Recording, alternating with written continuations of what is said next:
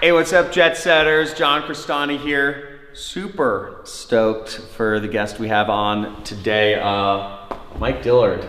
Dude, you're a man. It's funny. I've worked with this guy's companies in the past, and you've founder of Self-Made Man, done over $60 million. 60, yeah. In revenues in your businesses, and dude, you've done it all with like a really small team. I mean, really great, outstanding example of just what I view probably the dream of like a lot of internet marketers is to be able to build a massive business that affects a lot of people with very little infrastructure. I'm just, I'm wondering, first of all, how would you say, what do you believe it is?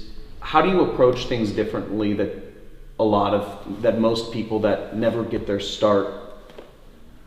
I think the key to my success has been to create a great quality product for a group of people who have a problem that they want to solve, and then having the skill set to actually sell it. So let's just call that copywriting. Mm-hmm.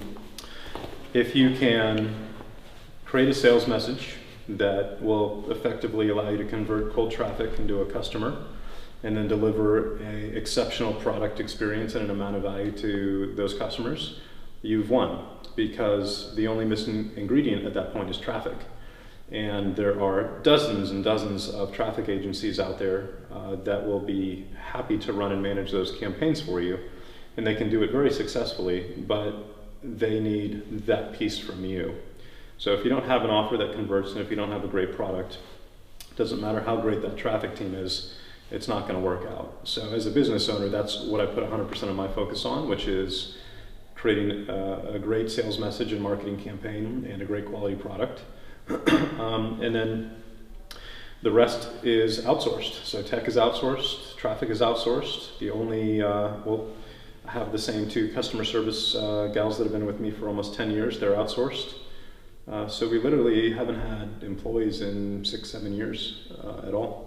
So you're basically like the wolf of HTTP.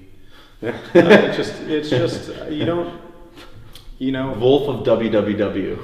Yeah, if you're building a business that's based around your teaching, what you're providing, if you're in a leadership role, and if you're the one creating the education and the content based on what you know, you don't need a huge amount of employees to scale that.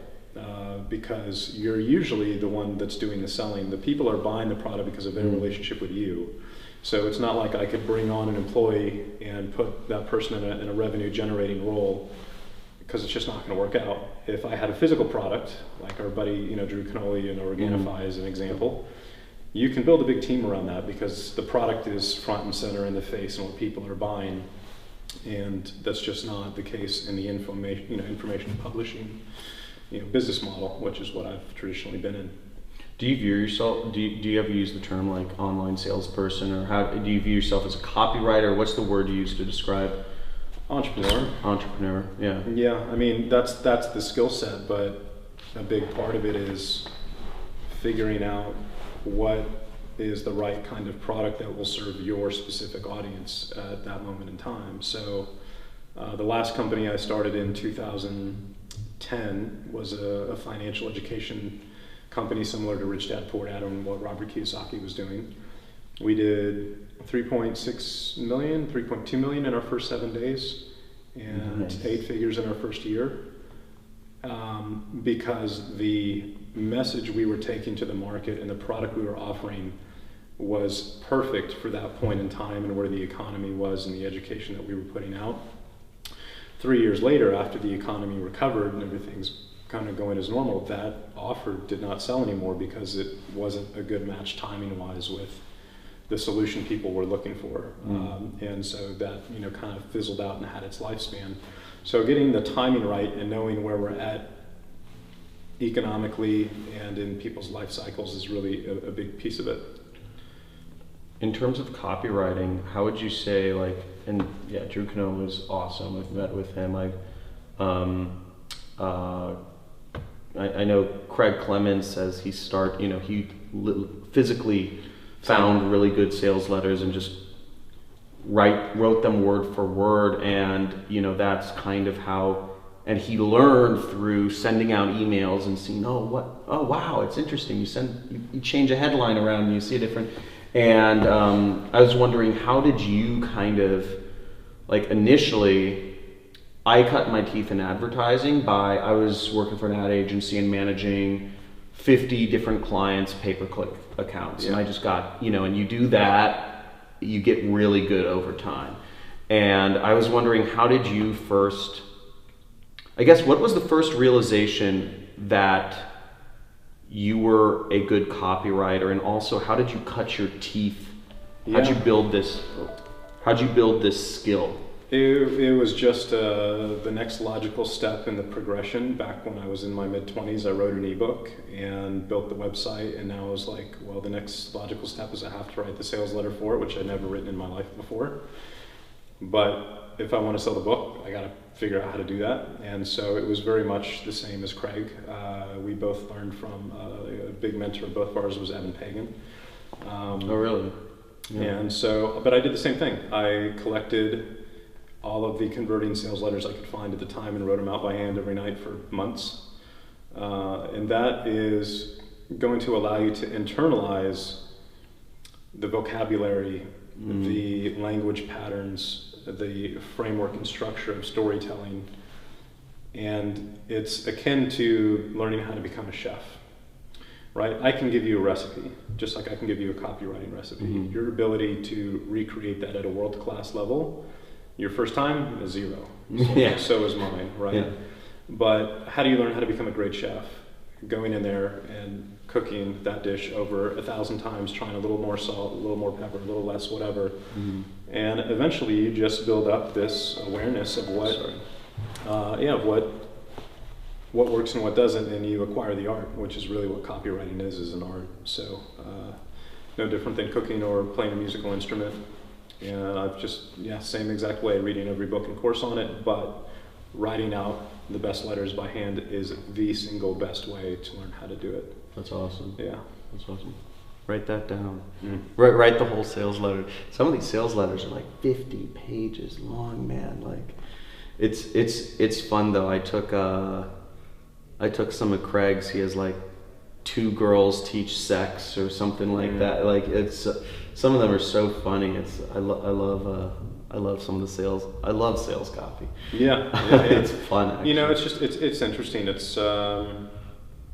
It's changing today because people get numb or immune to certain styles of very aggressive copy. Like I just had a good conversation with the CEO of Agora Financial a couple of weeks ago. $300 million publishing company in the financial space, right? Yeah. They have the highest paid team of 45 copywriters in the world. So they have the best copywriters you can get. Yeah. And they're having to completely change their approach to marketing and writing copy because the very sensational stuff that used to work for the last 20 years for them is no longer working with this new generation of, adults who are growing up on social media and getting saturated with it and getting more savvy and a much higher education level and sophistication level when it comes to marketing. That it's much more now about just building authentic relationships and not where the copy becomes less important because you're building the audience and the relationship first and then selling your product to that audience. And so the amount of salesmanship required is infinitely less and it's just more effective.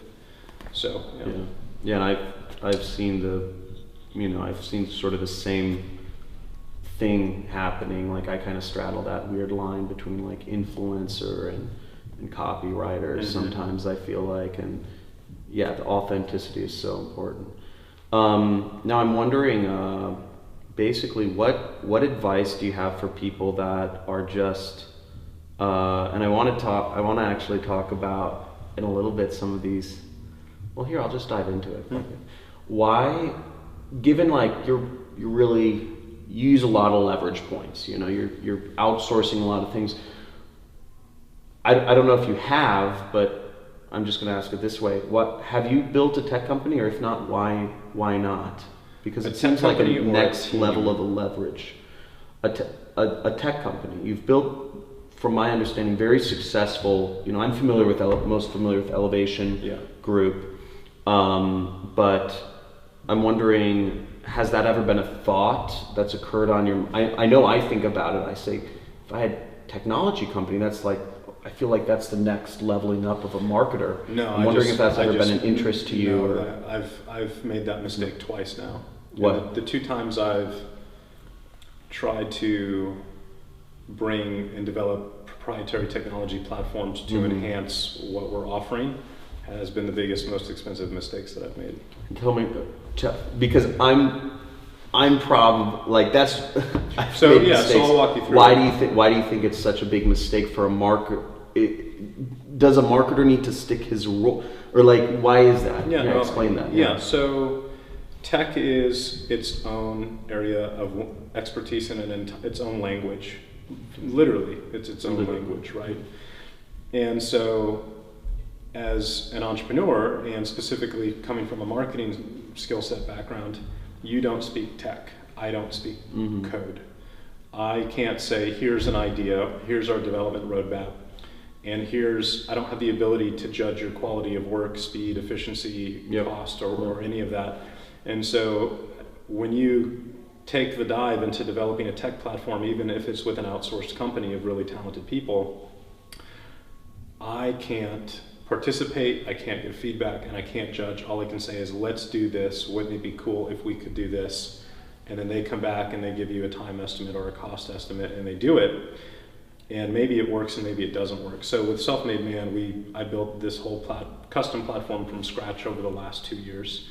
We did an enterprise level. Self-Made Man is your podcast. It's also education platform. Education. It's similar to Creative Live or Skillshare or Udemy, in the fact that we sell a library of classes, and that's who we modeled. And so we want to turn Self-Made Man into this education platform where it's not the Mike show, but it's the brand, and it's all of these experts that we've created classes with, and it lives on that platform for a monthly subscription. Is that a tech company, or is it? Well, I started it as I started with finding the team to build the platform, and I said, I want what Skillshare has. Go build that. Yeah. And we put $1 million into that to develop that platform, and we put all of this cool functionality in it where you can take notes while you're watching the video, and it saves that in your library so you can always have access to everything that you've watched. And we're doing video tracking, so I know what you've watched and where you left off, so next time you come back, it just picks up right where you were. Apple Pay on mobile, we filmed everything in 360 VR, so you can eventually put a helmet on and sit in the classroom as if you were there when we filmed it. Yep.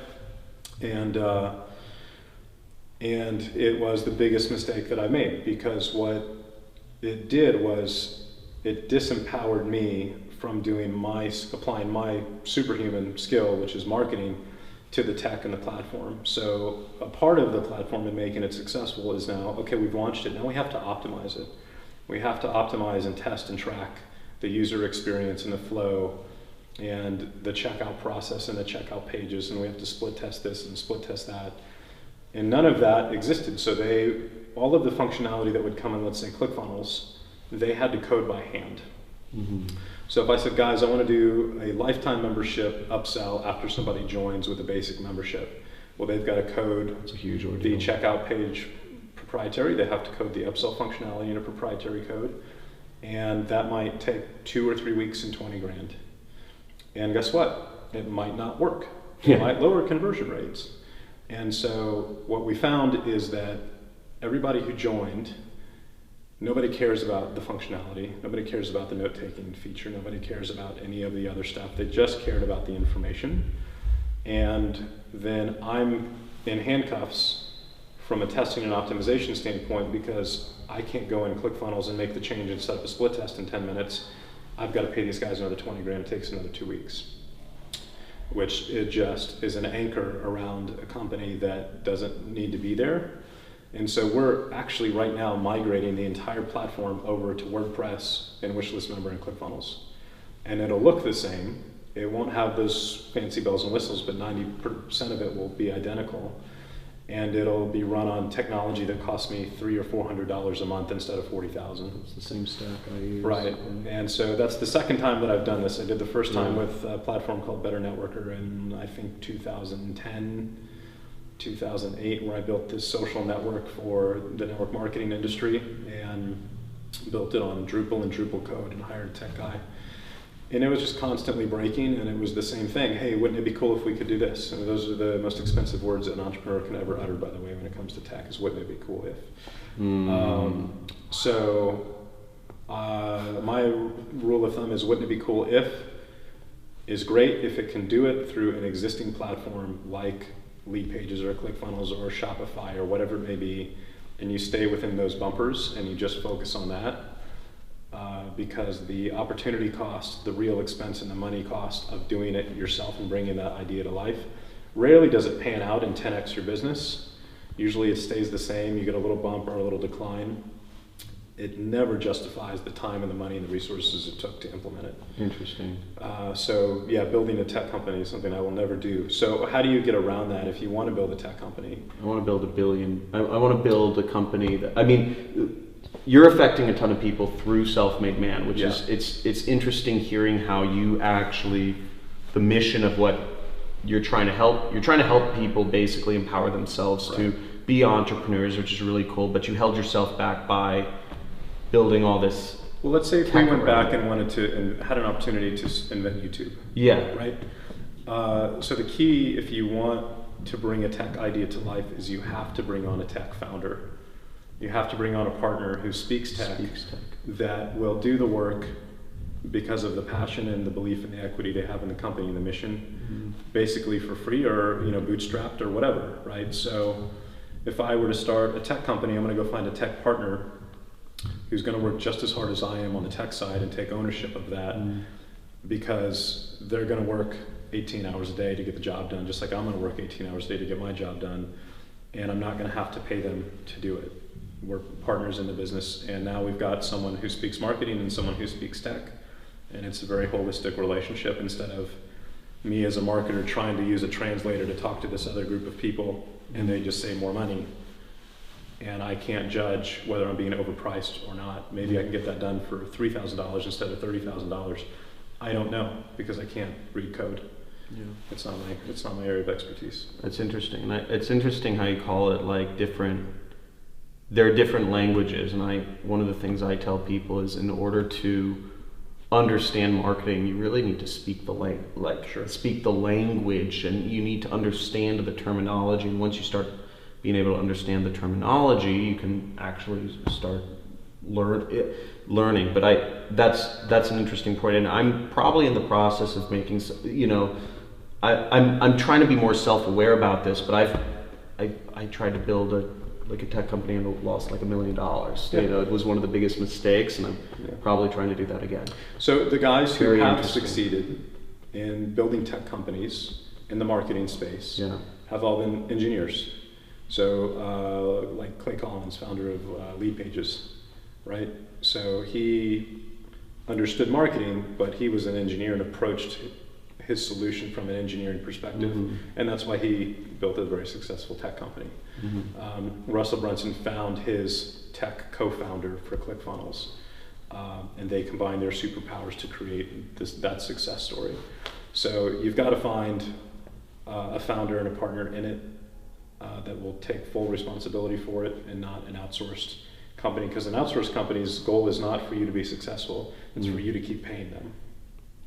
So, right. I like the problem you're solving for, which is, I mean, for me, I think the future of working is self-employment in some form, and I think it's just obvious it moves towards that. And I also think the education system is it's a massive bubble right now. If you look at colleges and the amount of, if you look at what people get 4 years, and I think the whole system is arbitrarily set up. It doesn't make sense at all. And what you're solving for, I don't know if you'd say this, but there's a big gap there, and you're trying to create a platform. So I really think, like with Self-Made Man, and I think that's awesome. And obviously, having started 2 8-figure businesses is just like, I mean, obviously I'd rather be learning from you than from some failure of a professor driving a Toyota Camry or Volvo. Yeah. It just if I want to go into business, which lots of people do. So, but I'm wondering what do you think the future of education, like 5-10 years down the line, what do you think the future of education is a bunch of marketers like me and everybody else here in Austin, that's, you know, whoever shows up on YouTube, or do you think it's Tai Lopez's Knowledge Society, or if it's Masterclass, or everybody's getting $10 Udemy courses? It depends. It depends on what your vocation is going to be. If you want to be an entrepreneur, then the world is your oyster education-wise. If you want to be a dentist or an architect or a naval, designer of ships, whatever it may be, you're always going to need a super high-level education, school for those vocations. So, business education specifically. Professional vocations of whatever kind is going to require that level of education and certification from an insurance perspective and a liability perspective and things like that. So you're never going to see a doctor that got educated up by watching, YouTube surgery videos, right? So colleges will exist in that standpoint, but the moment you can make a decision that you want to make money on your own, as a business owner, then you don't need college at all. It would be a huge mistake to do that. Yeah. Interesting. I've thought about this, we're developing like a VR platform and all this other stuff. That's why I think it's fascinating. You shot this whole thing in VR. What are your thoughts about why'd you film it in VR? What do you think we filmed everything was the impetus behind it? Everything in 4K and VR, just because I didn't want the content to be irrelevant 5 years from now to 7 years from now. And so, you think it's going to be in VR in 5 to 7 years? No, I don't at this point. But it's easy to capture. It's not a super difficult thing to do. So why wouldn't we do it? And if that transition did successfully happen and it did become much more mainstream, then great. Our entire library is still up to date. The moment you go back to YouTube and you watch a video that's 10 years old, you can just tell this is old information, and it's in many ways the perceived level of value, even if it's correct, is a lot lower because it is dated. Of course. So we wanted our stuff to continue to stay relevant for the next 5 to 10 years, and so we just filmed it in VR. We don't have any plans to implement it at this point. It's all sitting on a hard drive. But if adoption does take place in the next 5 years, great. We're going to be the first to the playing field. So it was a very low-cost thing to do. That just was an insurance policy for the future. Insurance policy. I like that phrase. What I'm trying to think. What else do you think is going to kind of what billion-dollar company opportunities do you think are out there that just haven't been created in this whole in this e-learning or space or whatever you want to call it, space that we're in? Because I don't think, or are there none? I don't necessarily see any right now. You've got distribution, you've got creation tools, you've got major education platforms that have huge volumes of work, like lynda.com, and that sold for $1 billion to LinkedIn. And so I don't necessarily see any opportunities. I think information is becoming commoditized, and I think the real value is with the relationship with you to your audience and your audience to you. You can go learn marketing from 20, 30, 40, 50, 100 people. People want to learn it from you because of your relationship with them, and vice versa. So the relationship is where the money is in the information space. I think there'll be a ton of really interesting opportunities in the crypto space or the blockchain space when that's applied to information. There are already startups in that area that are looking to use blockchain tech to handle counterfeit and IP theft and things like that. So I think that's where the next $1 billion opportunities are. But there's nothing specifically that comes to mind from an information standpoint or an idea that I've had that would have that potential and have that kind of market cap. So interesting. Yeah. And what is the future? You said you're evolving the Self-Made Man platform. What is the future of that? Can you talk about that for a second? I don't know yet. I'm trying to figure that out. What I've realized is that the goal was to build Self-Made Man into a company that was built around a brand that I was not the face of. Mm-hmm. And so I'm not in any of the classes. It's 40, 50 experts, in their area of specialty. But what I found is that the audience is still following me and putting me in the leadership position, listening to me on the podcast. I'm the one who sends all of the marketing emails and sales emails and content emails. Mm-hmm. So even though I've tried to sidestep it, at the end of the day, people are still primarily buying because of me. Mm. If I had created a software tool like Lead Pages, that would be different. You don't have to be on the face of it, to do that. But for my company to make money and for me to sell Self-Made Man, I've got to tell my story and I've got to connect with the audience and I've got to build a relationship. Mm. And ideally, as we move forward, more and more of that's taking place on social media to get the kind of reach we're looking for and the growth we're looking for. So, we're going to be doing 3 to 5 YouTube videos a week all next year. Oh, really? And that's going to be me. It's going to have to be me. And at that point, I'm not going to sell the company a year from now because I'm not going to give someone control of my name and likeness in that capacity. Yeah. And so the conclusion I've come to is that it's unbelievably difficult to build an information-based, leadership-based business that's sellable.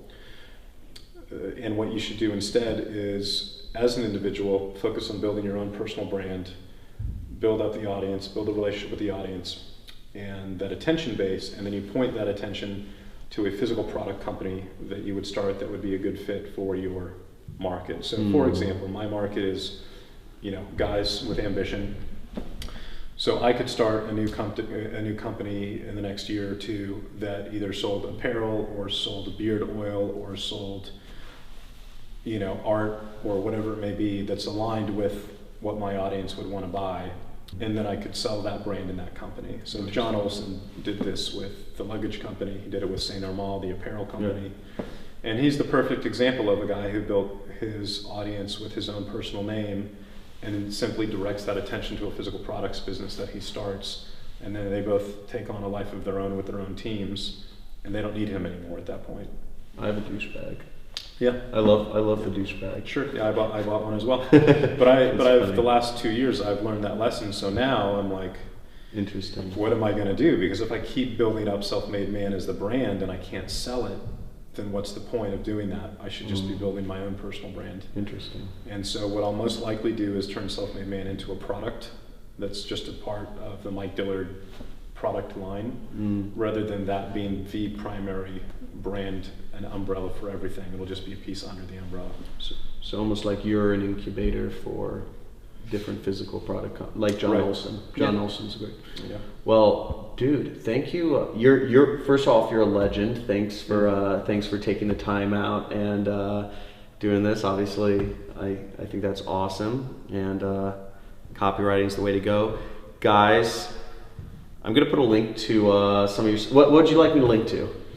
At Real Mike Dillard on Instagram is my personal Instagram, and selfmademan.com. Yeah, so check out his stuff. It's amazing. Legend of the industry, really just amazing example of an internet marketer. And guys, hope you enjoyed this episode. See you soon. Let me know what your thoughts are. First off, like, subscribe, and comment, and also let me know what you'd like to see in the next video. See ya. Hey, thanks for watching the video, and if you enjoyed this and you want to see more, make sure you like, you subscribe, hit that notification bell, or comment. And if you'd like to actually learn how it is I run my internet business and make piles of money like this, make sure you click the link below in the description or in the first comment, and I will show you. Peace.